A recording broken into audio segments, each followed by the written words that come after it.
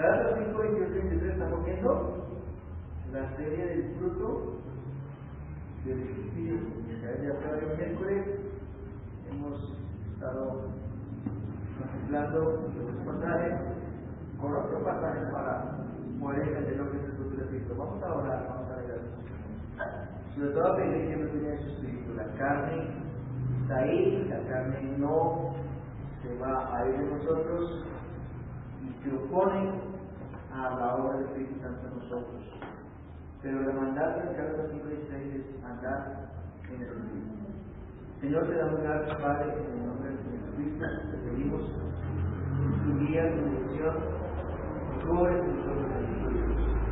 Gracias por esta obra que estás llevando a cabo en nosotros, gracias porque tu gracia nos sostiene el Espíritu Santo que mora en nosotros, el agente operativo de la gracia, obra para tu gloria, reproduce a Cristo en nuestras vidas, desarrolla el fruto del Espíritu Santo, para que nosotros te alabemos, te glorifiquemos, y para que Cristo sea exaltado a través de nuestras vidas, y muchos conozcan a la persona de Jesucristo. Gracias te damos, Jesús. Amén. Hermanos, lamentable el hecho que ocurrió el lunes en la noche, un hecho muy lamentable donde 71 personas murieron en un accidente muy trágico de avión. Muchos sueños se quedaron ahí, muchas metas, incluso uno de estas personas, un hombre futbolista, hace pocos días había recibido la noticia de su papá, y en un abrir y cerrar de ojos todo salió de control, y fueron momentos más duros para las personas antes de la muerte. Esto nos muestra que la vida en esta tierra depende de un hijo, que hay un Dios soberano que está por encima de todo. Entra el 2017 y muchos están haciendo planes para este año. No sabemos si vamos a llegar a este año. Por eso siempre debemos poner nuestras manos en el Señor, debemos poner todos nuestros planes en las manos del Señor y depender de Él.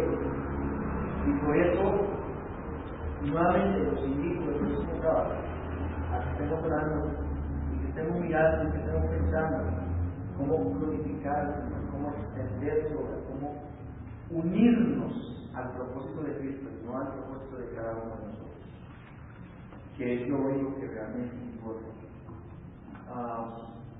Estos son solamente ejemplos de cuán efímera es nuestra vida aquí en la tierra y que debemos procurar hacer la voluntad del Señor. Y en Gálatas 5, 22 y 23 dice: mas el fruto del Espíritu es amor, gozo, paz, paciencia, benignidad, bondad, fe, mansedumbre y templanza. Estamos viendo el fruto del Espíritu desde ya hace varios miércoles, y yo creo que, hermanos, es mi deseo de que algunas cosas que hemos visto hasta aquí se queden en nuestros corazones, porque es la bendita palabra de Dios. Por eso que vamos a hacer una especie de repaso, en el que yo quiero que algunos que han estado con nosotros participen. Recuerden alguna pregunta. Por ejemplo, ¿qué es el fruto del Espíritu? ¿Qué es el fruto del Espíritu?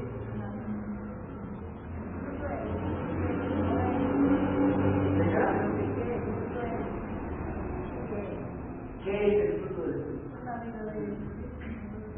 La vida del Señor Jesús. Bien, una definición muy general, pero muy puntual. Muchas gracias, hermano. ¿Qué más?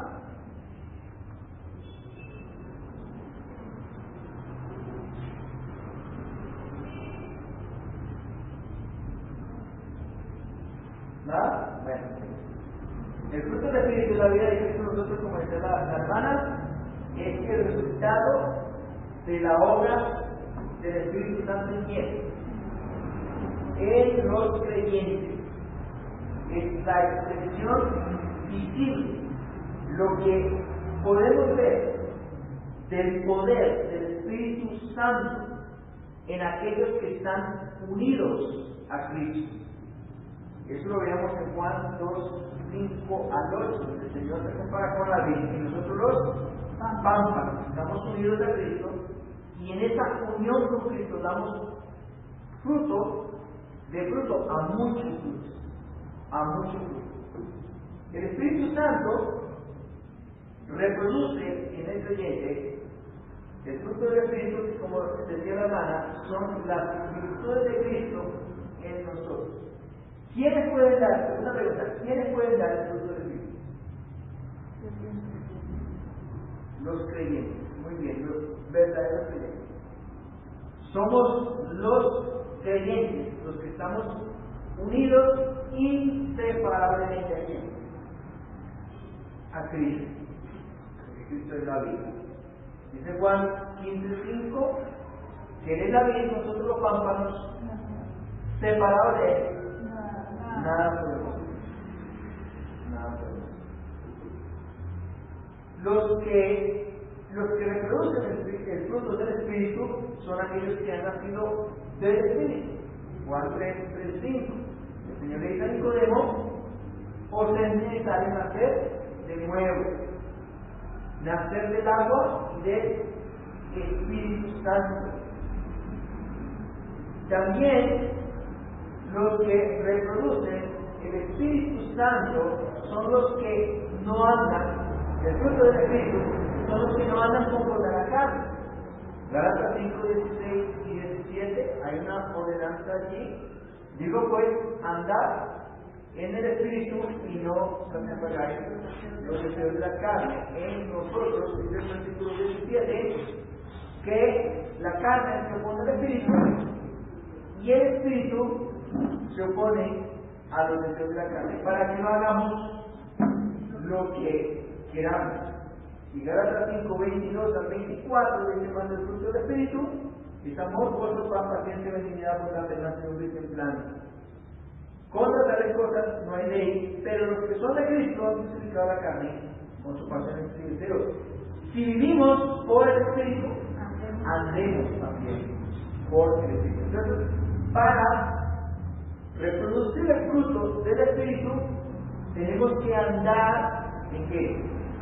Andar por el Espíritu o andar en el Espíritu. Es decir, que nuestra vida, todo el conjunto de actividades que nosotros desarrollemos, las hagamos en el Espíritu, bajo la guía del Espíritu.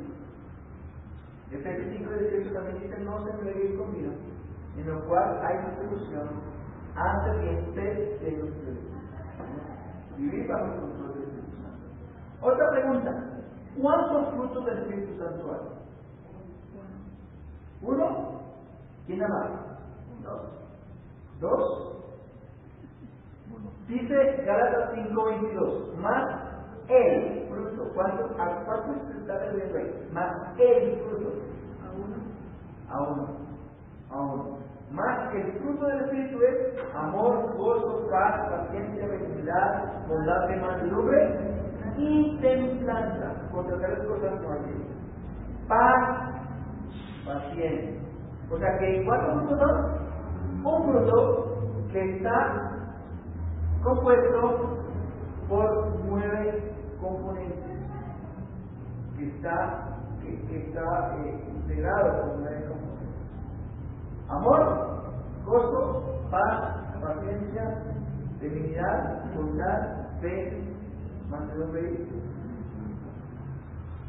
No son 9 frutos, como a veces se escucha. No son 9 frutos. Es un solo fruto. Es una unidad. Ahora, como es una unidad, todo el fruto está compuesto por todos esos componentes.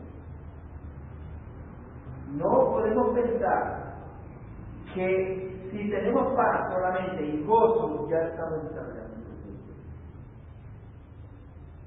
No, porque son 9 componentes que están en una sola unidad. A veces podemos llegar a contentarnos con solo tener paz y gozo, pero del amor es dar 3/4. ¿Qué es benignidad? Benignidad es bondad, es ser bueno o actuar con bondad o generosidad. A veces puedo pensar que solamente con tener paz y gozo, pero en el amor estar grave, o en la paciencia estar flojos, o en la bondad sí que ni se diga, y en la templanza como un maremoto aquí para allá, ¿sí? Pensamos que estamos bien en el fruto del Espíritu, en el desarrollo del fruto del Espíritu, pero no estamos desarrollando el Espíritu. ¿O qué tal con la bondad? Estar haciendo cosas buenas dando a los demás, pero no teniendo amor. ¿Cómo así? ¿Se puede llegar a dar cosas a los demás sin amor? Sí, Pablo lo dice, que si yo quiero todos mis bienes para ser quemado y no tengo amor, de nada me sirve. Porque yo puedo estar dando cosas sin amor para recibir un reconocimiento, para que me digan que soy buena persona, para que me digan que como el hermanito tal no hay otro, para que me reconozcan por lo que hago, y ya eso no es hacer las cosas en orden. De manera que el fruto es una unidad. ¿Con qué comparamos el fruto? Hace 8 días, el fruto del Espíritu. Con algunas frutas, con la guayaba, con un fruto de un árbol, el cual se compone de varios elementos, pero forman un solo fruto. Por ejemplo, la cáscara, la pulpa y las semillas, todas están dentro de qué? Dentro de un solo fruto. Hace unos días también veíamos 3 agrupaciones como introducción al desarrollo al ver estas virtudes. 3 agrupaciones de los elementos del fruto del Espíritu.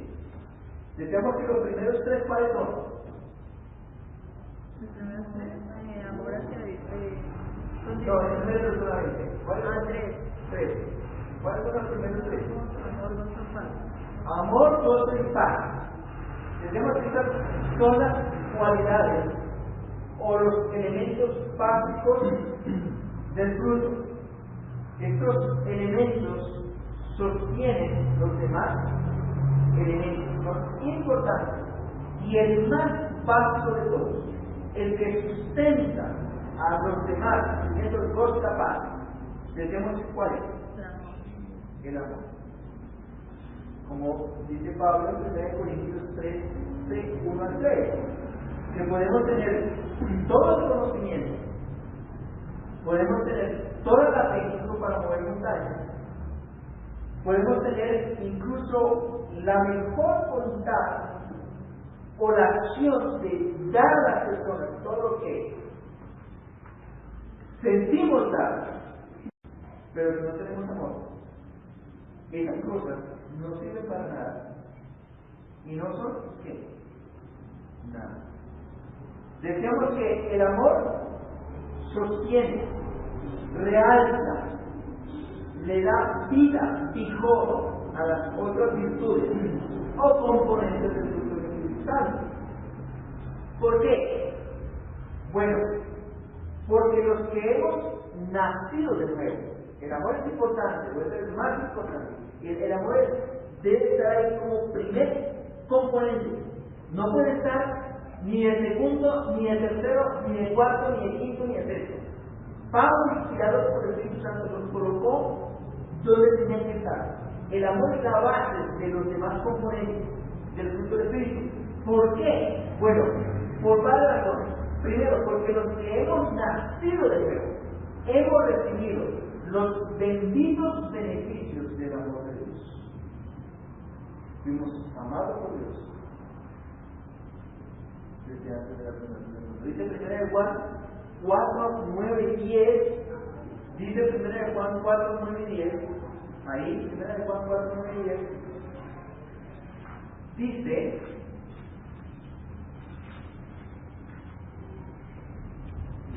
en esto se mostró, este verbo mostrar significa se dio a conocer, se hizo evidente. ¿Qué se hizo evidente? Según este versículo, el amor de quién? De Dios para con nosotros. ¿Y en qué se hizo evidente ese amor? ¿En qué? En que Dios envió a su Hijo unigénito al mundo para que su amor fuera. Mi hermano, mi hermana, Dios no lo puede amar más, porque ella ya demostró todo su amor. O sea, yo no puedo decirle a Dios, ámame más, porque ella demostró todo su amor. ¿Cómo? Dios demostró su amor. Dios puso en evidencia su amor en nosotros o hacia nosotros. ¿Cómo? Enviando a quién? A su Hijo. ¿Hacia quiénes? ¿O para beneficiar a quiénes? A nosotros. Que enternecíamos el corazón de Dios con esta bondad que teníamos con esta piedad de Dios. No. Porque nosotros no le inspiramos a Dios un sentimiento de ternura, sino al contrario, le incitamos su ira por nuestro pecado. Si el amor de Dios hubiera sido basado en el sentimiento, si la respuesta de Dios hacia nosotros hubiera sido basado en el sentimiento que nosotros le producíamos a Dios, nos había hecho buscarlo porque lo único que inspirábamos a Dios era que su ira, ¿por qué? Por nuestro pecado. Porque dice en el Salmo 7:11 que Él está airado con el pecador. ¿Cuántos días? Todos los días. Sin embargo, Dios nos amó. Y ese amor fue la decisión, fue un acto voluntario de su libre gracia para con nosotros. Y lo manifestó como dando a su Hijo. ¿Para qué? Para que ahora tengamos que vida. Dice que el versículo en que Dios envió a su Hijo unigénito al mundo, ¿para qué? Para que vivamos por Él. Mire cómo mostró Dios su amor. Dios envió a su Hijo unigénito para que muriese en la cruz del Calvario a fin de que nosotros podamos tener vida. Y dice el versículo 10, en esto consiste el amor, no en que nosotros hayamos amado a Dios, sino en que Él nos amó a nosotros y envió a su Hijo en propiciación. ¿Por qué? Por nuestros pecados. Dios nos amó, ojo, no porque nosotros le inspiramos amor, no fue por lo piadosos que nosotros éramos que enternecimos nosotros el corazón de Dios para que nos amara. Porque ahí dice la Biblia, en el versículo 10, en esto consiste el amor, no en que nosotros le amamos a Él, no en que nosotros le amamos, nosotros no amamos a Dios, sino en que Él nos amó.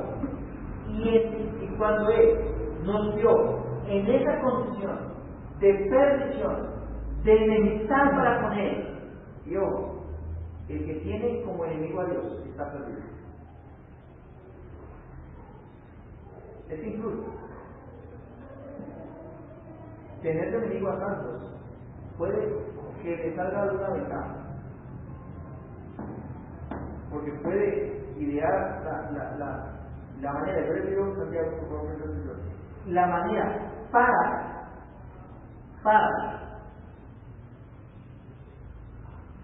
de pronto salirse con la suya con un hombre, pero con Dios, enemigo de Dios. No pierde mil veces que es una cucaracha de enemigo del Creador. Pero ¿sabes qué soy yo? Él no. al vernos en esa condición de perdidos y de enemigos con Él, ¿sabe qué? Nos hizo el mayor bien como muestra de su amor. ¿Cuál fue ese mayor bien? Dio a su Hijo como que propiciación. El sacrificio de Cristo, Dios dio a su Hijo para que por medio de ese sacrificio su justicia fuera satisfecha. Esa justicia que demandaba nuestros pecados, Dios descargó todo sobre su Hijo. El precio que nuestros pecados merecían sobre su propio Hijo. ¿Por qué? Porque nos ama. Bien. ¿Por qué es tan importante el amor? Porque el amor de Dios, fue quien se dio hacia nosotros. Nosotros somos amados de Dios. Pero no solamente somos amados del Padre, sino que ahora, porque somos amados del Padre, le podemos ¿qué? Amar. Dice 1 Juan 4:19. Nosotros le amamos a Él. ¿Por qué? Porque Él nos amó primero. Ninguno de nosotros amamos a Dios antes de que Él nos amó. Dios nos amó ¿qué? Primero. Y luego, por recibir ese amor, el cual Dios derramó en nosotros por su Espíritu Santo, Romanos 5:5, nosotros podemos corresponder a eso. Fíjense por qué tengo la importancia del amor. Porque Dios nos amó en base a su amor, nos salvó y ahora nosotros podemos ¿qué? Amar. Por eso es que está el primero y no. Ahora, ¿cómo podemos nosotros corresponder a ese amor? Dice 1 Juan 4:19 que nosotros le amamos a Él porque Él nos amó primero. Ahora, ese amor que nosotros le correspondemos a Dios no es un amor subjetivo, no es un amor que se experimenta por medio de estallidos emocionales o sentimentales. No, como a veces nosotros con las personas.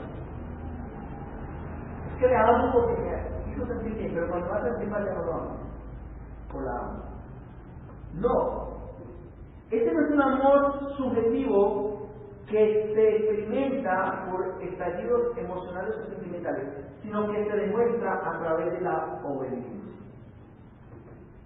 Dice 1 Juan 5:3, pues este es el amor a Dios, que guardemos sus mandamientos, y sus mandamientos no son gravosos. A veces nosotros cuando nos sentimos amados, le decimos a Dios que lo amamos y que le damos todo. Lo malo es que así como viene el sentimiento, así mismo que se va. Así como viene el sentimiento, así mismo se nos va. Se nos viene la emoción, así mismo se nos va. Pero el amor de Dios no consiste en palabras. El verdadero amor dice, pues este es el amor a Dios. No es que le digamos cosas bonitas a Dios solamente, sino en qué? Que guardemos sus mandamientos. No importa cuántas palabras que nosotros le digamos a Dios que nos parezcan bonitas, si nosotros no estamos obedeciendo su palabra, realmente estamos buscando que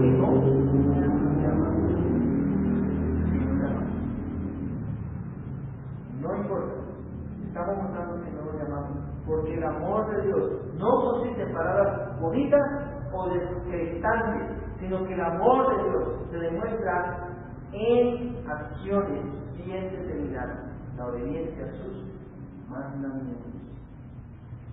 El que ama a Dios, o el que dice que ama a Dios, y ve sus mandamientos pesados, difíciles de obedecer, realmente no lo es.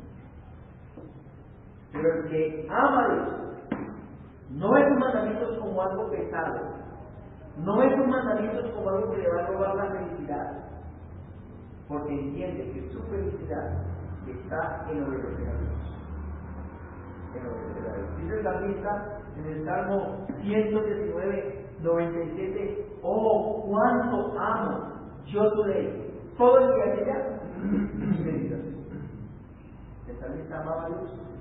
De cuánto amo yo tu palabra, cuánto amo yo tus mandamientos. Yo medito en todos los días en tu palabra, Dios, porque te amo para obedecer.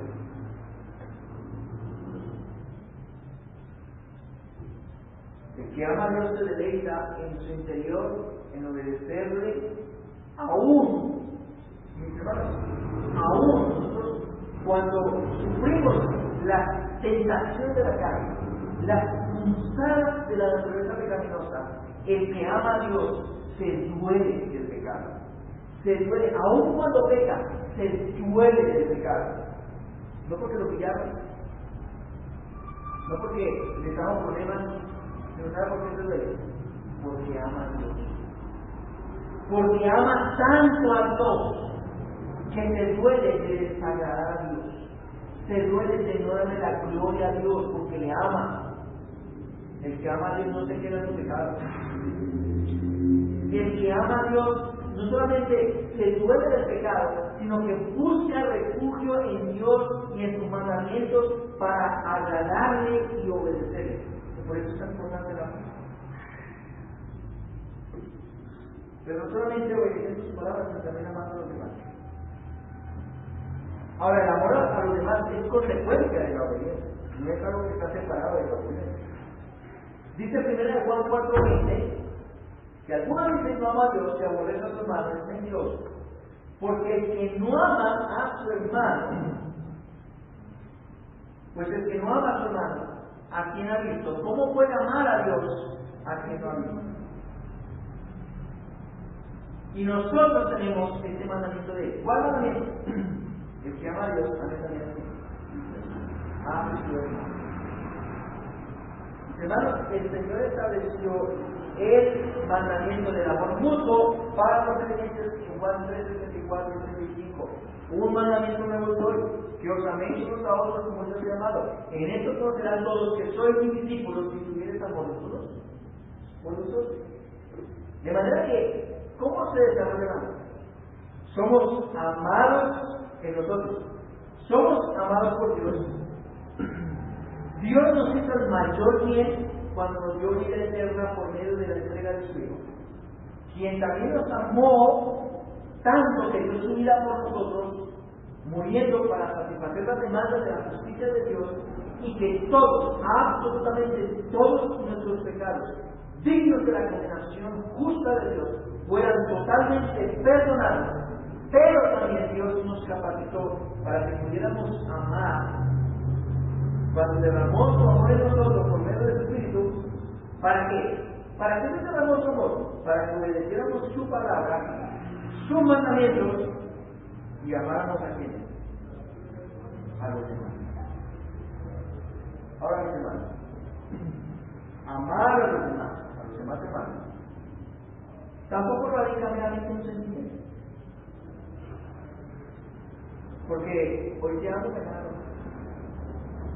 No, tampoco el amor a los hermanos significa tolerancia absoluta.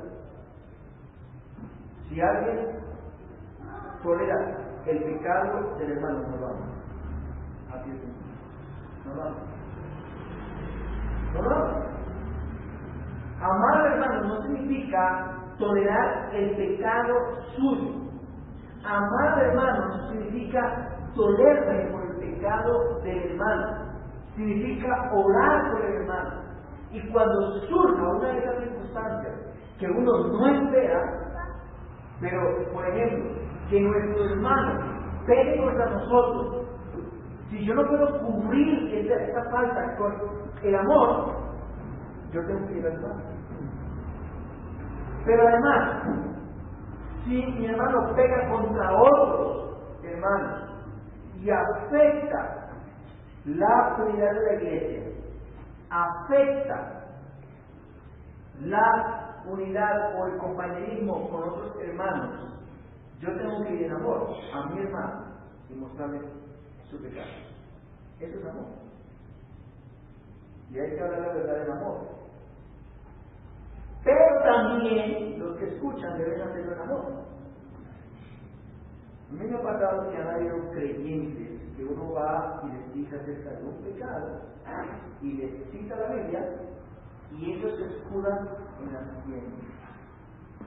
Pero, que no les hable con amor. Pero también hay que escuchar el amor. O sea, no solamente hablar el amor, sino también escuchar el amor. Es posible que a veces, por el dolor que uno siente, puede que salga una emoción contraria y no diga las cosas bendicitas, pero también hay que escuchar el amor. Y no escudarse en que, como me digo las cosas, yo tengo que escucharlo y no hacer lo que me digo, o no prestar atención a lo que me digo. Todo esto para decir que el amor es el inicio y el sostén de la vida cristiana. Y por ende es la base del fruto de quién? Del Espíritu Santo. Porque el amor vitaliza, sostiene los demás elementos del fruto de Dios. Por eso Pablo comienza con el amor. ¿Cuál es el segundo elemento? El gozo. Mis hermanos, el gozo es lo que todo hombre ama. Toda persona le da gozo. Toda persona busca el gozo. Pero por causa del pecado, el hombre busca el gozo fuera de su fuente. El hombre busca el gozo fuera de quien puede dar el verdadero gozo. Por ejemplo, el hombre busca el gozo en las cosas de Dios, del mundo. El hombre busca el gozo en las personas. El hombre busca el gozo en el dinero, en la riqueza, pero solamente encuentra desengaño y amargura en esas cosas. ¿Por qué? Porque no es el verdadero gozo. Y al final de la vida en esta tierra, puede ser que esas cosas le traigan felicidad toda la vida. También le va a traer preocupación, amargura, desengaño. Pero lo más triste es que al final de la vida, en esta tierra, porque la muerte no es el final de la vida total, pero por lo menos en esta tierra, lo único que se va a encontrar después de la muerte es un eterno dolor y una eterna angustia, porque desperdició la cuenta del verdadero gozo. Mis hermanos, el gozo verdadero única y solamente se encuentra en Dios. Dios es el autor del verdadero gozo y Él es el que da ese eterno y verdadero gozo. Ese gozo es obtenido cuando el pecador se arrepiente de su pecado y cree en quién, en Jesucristo. Ese gozo se obtiene cuando el pecador se arrepiente de su pecado y cree en quién, en Cristo. La Biblia, por ejemplo, dice en Lucas 15:7 que hay más gozo en el cielo cuando un pecador se arrepiente, que por 99 justos que no necesitan de arrepentimiento. Y lo que pasa es que no hay un justo que no necesita de arrepentimiento, todos necesitan de arrepentimiento. Pero hay más gozo cuando un pecador se arrepiente. Pero no solamente hay gozo en el cielo, porque a veces pensamos que solamente hay gozo en el cielo. No, también hay gozo en el mismo pecador arrepentido. También hay gozo. Hay gozo porque es allí, en el Evangelio, donde encuentra el verdadero gozo. Como por ejemplo lo vemos en la parábola del tesoro escondido en Mateo 13:24, donde nos cuenta el Señor que cuando el hombre que iba por el campo halló el tesoro, ¿qué pasó? ¿Qué pasó? Dice que gozoso por haberse encontrado ese tesoro, va y vende todo lo que tiene, todas aquellas cosas que le proporcionaban un supuesto gozo a fin de obtener el campo donde está el tesoro. ¿Cuál es ese tesoro? El Evangelio. El Evangelio. Cuando el esplendor del amor de Dios es revelado en el Evangelio, en el don del Hijo, brilla en el corazón del perdido, que ya no está perdido. una alegría llena de gozo inefable y glorioso. Dice 1 Pedro 1:8. 1 Pedro 1:8 dice: luego de Pedro de decir que el Señor es bendito porque según su gran misericordia nos hizo renacer para una esperanza viva por la resurrección de Jesucristo, para una vida incorruptible, incontaminada, inmarcesible, reservada para nosotros, que somos guardados por el poder de Dios mediante la fe, para alcanzar la salvación que está preparada para ser manifestada en el tiempo postrero. Y hasta ahí todo parece muy bonito, y es muy bonito. Pero dice el versículo 6: en lo cual vosotros os alegráis. ¿En qué cosas? En las cosas anteriores. Aunque ahora, por un poco de tiempo, si es necesario, tengáis que ser afligidos en diversas pruebas, para que sometida a prueba vuestra fe, mucho más preciosa que el oro, el cual, aunque perecedero, se prueba con fuego, se hallará en alabanza, gloria y honra cuando se ha manifestado Jesucristo, a quien amáis sin haberle visto, en quien creyendo, aunque ahora no lo veáis, os alegráis con gozo inefable y glorioso. Fíjense, ¿a quién amamos sin haberle visto? A Cristo. No le vemos porque aún no se ha manifestado, pero creemos en Él. Le amamos sin haberle visto. Y aunque le amamos, aunque ahora no lo veamos, en medio de las pruebas, ¿qué pasa? Nos alegramos. ¿Con qué? Con gozo inefable y glorioso. Con gozo inefable y glorioso. Un gozo que no se opaca con las pruebas, ni con las dificultades. Un gozo que aún en las pruebas más difíciles no se puede explicar con qué, con palabras. Eso significa inefable. No se puede explicar con palabras porque está más allá del entendimiento del hombre. Por eso no se puede explicar con palabras. Mis hermanos, el gozo del Espíritu es diferente a la felicidad. Yo creo que tengamos bien claro esto, porque muchos estamos confundidos ahí. El gozo del Espíritu es diferente a la felicidad. La felicidad viene por factores externos. Un cumpleaños, me llamó una amistad que hace tiempo no escuchaba, me mandaron un regalo, me ganó algo del supermercado. Esto trae alegría, pero es que pasajera. Pero el gozo del Espíritu viene de adentro hacia afuera y no es generado por circunstancias externas, sino que es producido por qué? Por el Espíritu Santo. Lo produce el Espíritu Santo como resultado de nuestra unión vital con Cristo. Dice Juan 15, 9 y 10. Dice: como el Padre me ha amado, así también yo os he amado. Permaneced en mi amor, Si guardáis mis mandamientos, permaneceréis en qué? En mi amor. Permaneceréis en mi amor. Si guardáis mis mandamientos, permaneceréis en mi amor. Así como yo he amado los mandamientos, yo he guardado los mandamientos de mi Padre y permanece en su amor. Versículo 11. Estas cosas os he hablado para que mi gozo esté en quién? En vosotros y vuestro gozo sea completo. ¿Cuál gozo está en nosotros? El gozo de Cristo. ¿Y quién es el que reduce este gozo en nosotros? El Espíritu Santo. ¿Y de qué depende ese gozo? De permanecer en Cristo. Eso significa permanecer en su amor. ¿Y de qué? Dice el versículo 10: si guardaréis mis mandamientos. Ese gozo es producido o se reproduce en nosotros cuando ¿qué?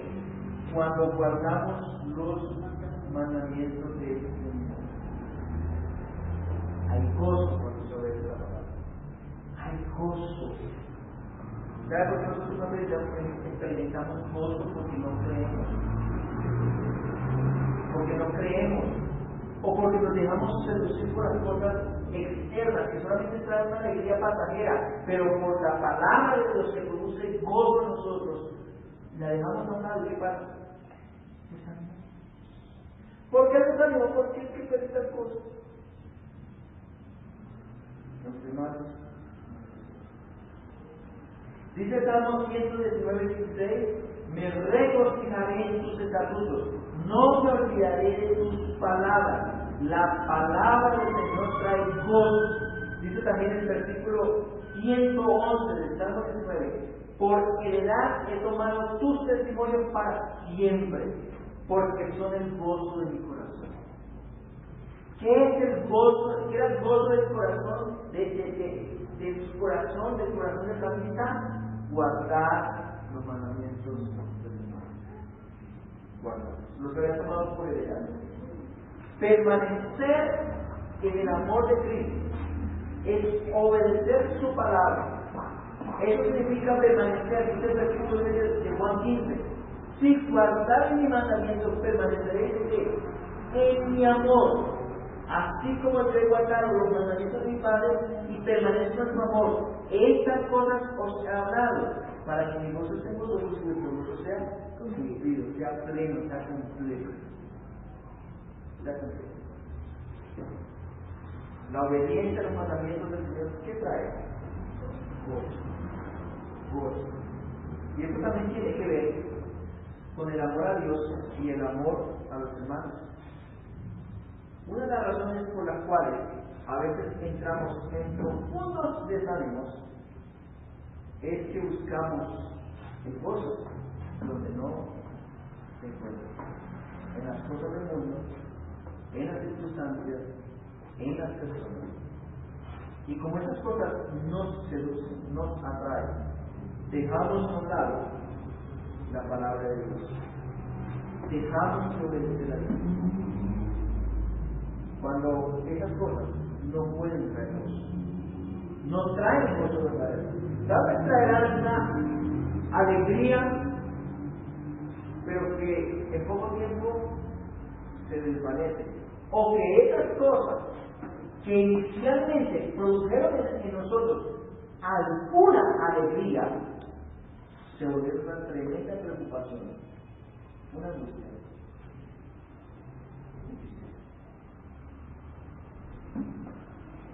Mis hermanos, ¿cómo es posible que haya creyentes en otros continentes, en otros lugares de la geografía de este mundo,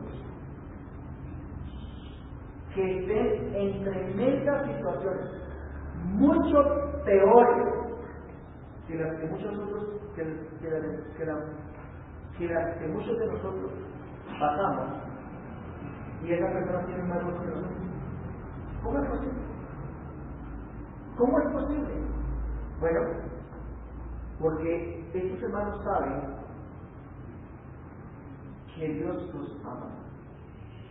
Y aman a Dios y están plenamente convencidos de que todas esas cosas que están a su alrededor, adversas, dolorosas, son ¿para qué? Para bien. Romanos 8, 28 y 29. Y que todas esas cosas están dentro de los planes de Dios. ¿Para qué? Para el bien. ¿Y cuál es el bien? Que nosotros seamos conformados a la imagen del Señor Jesucristo. Mis hermanos, el amor debe ayudarnos a obedecer al Señor. Miren cómo están relacionados el amor y el gozo. El amor nos lleva a obedecer al Señor, y la obediencia que produce gozo. La obediencia produce gozo. Aún en la rebelión. Mis hermanos, que el amor de Dios nos lleve a obedecer la palabra para experimentar el verdadero gozo. Dios nos dice, oremos en nuestra casa. Dios nos dice, leamos su palabra. Dios nos dice, congreguemos. Cuando un cristiano deja estas tres medios de gracia, la oración, la palabra, la congregación, comienza a pasar bendiciones, comienza a pasar aflicciones, comienza a desarmarse, porque deja de mirar el amor de Dios en Cristo. Y porque como deja de mirar el amor de Dios, deja de depender de Dios, deja también la obediencia. ¿Y qué pasa? Usted, desánimo, aflicción, falta de contentamiento, pierde Dios. El amor es gozo. Entonces, ustedes vamos a hablar de la paz. Pero por el momento, ¿cómo estás? ¿Estás teniendo gozo? Piensa, porque estás afligido. ¿Qué es lo que te produce aflicción? La palabra no puede ser, porque el salmista dice que hay gozo en la obediencia. Tampoco puede ser el amor de Dios, porque ya tampoco puede ser que Dios no nos ha amado lo suficiente. Dios nos amó de tal manera, como dice Juan 3:23. Tal vez nosotros hemos quitado la mirada del valor del verdadero gozo para ponerla en otras cosas que no dan gozo. Trae felicidad al principio, pero después se vuelve hermosa. Después comienzan a traer preocupación, falta de gozo, falta de paz. Vamos a ver. Le damos gracias, Señor, en esta noche, Señor, por este tiempo. Gracias, Padre. Bueno, por el grande y maravilloso. Bendito Padre, nos has amado tanto, Señor. No podemos decir que nos ames más, porque ya nos has amado todo. El amor nos dice que somos amados. Nosotros te podemos amar porque tú nos amaste primero. Y porque te amamos podemos obedecer tu palabra, podemos dedicarnos a ella, podemos gozarnos con la obediencia. Gracias, Padre. Bendito es en el nombre de Jesús.